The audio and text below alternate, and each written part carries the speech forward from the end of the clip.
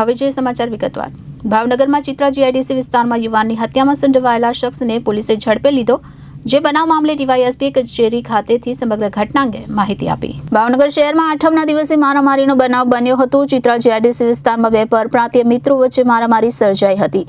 જે બનાવમાં સૂરજ નામના વ્યક્તિએ સુરેન્દ્ર નામના યુવાનને માથાના ભાગે ધોકો માર્યો હતો। ત્યારે સુરેન્દ્રને ગંભીર ઇજાઓ પહોંચતા સારવાર માટે સરટી હોસ્પિટલ ખાતે ખસેડાયો હતો, જ્યાં સારવાર દરમિયાન આજે સુરેન્દ્રનું મોત નીપજતા પોલીસે હત્યાનો ગુનો દાખલ કરી આરોપી સૂરજને ઝડપી લીધો હતો। જે બનાવ મામલે ડીવાયએસપીએ કચેરી ખાતેથી સમગ્ર ઘટના અંગે માહિતી આપી હતી। બોર તળાવ પોલીસ સ્ટેશનના ચિત્રા જીઆઈડીસીનો મારામારીનો એક બનાવ ગઈ 25 તારીખે બનેલ, જેમાં આ કામે આરોપી સુરેશકુમાર અને ભોગ બનનાર સુરેન્દ્રકુમાર રાજભર બંને ઉત્તર પ્રદેશના રહેવાસી અને અહીંયા ચિત્રા જીઆઈડીસીમાં બંને એક રૂમમાં રહેતા હતા। ગઈ 25 તારીખના રવિવારના રોજ બંને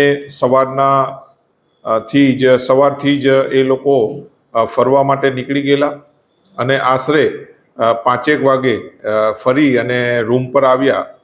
બાદમાં આ કામના જે આરોપી જે છે સુરેશકુમાર રાજભરે આ કામના જે ભોગ બનનાર સુરેન્દ્રકુમાર રાજભરને પૈસાની માંગણી કરી અને બંને વચ્ચે બોલાચાલી થઈ, જેમાં ભોગ બનનારે ગાળો નહીં દેવાનું કહેતા આ કામનો આરોપી સુરેશકુમાર રાજભર ઉશ્કેરાઈ અને પાસે પડેલો જે લાકડાનો ધોકો આ કામના ભોગ બનનાર સુરેન્દ્રકુમારને માથામાં મારતા બાદમાં આ જે ભોગ બનનારને સરટી હોસ્પિટલમાં દાખલ કરવામાં આવેલ અને આજે તેનું મૃત્યુ નીપજ્યું છે।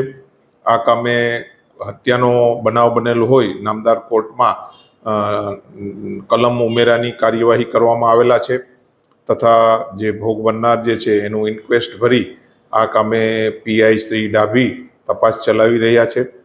આ કામે આરોપીને અટક કરવામાં આવેલા છે અને નામદાર કોર્ટથી જેલ હવાલે કરવામાં આવેલા છે। કેમેરામેન વિજલભાઈ માલકિયા સાથે રિપોર્ટર ફિરોઝ મલિક, જનાદેશ ન્યૂઝ, ભાવનગર।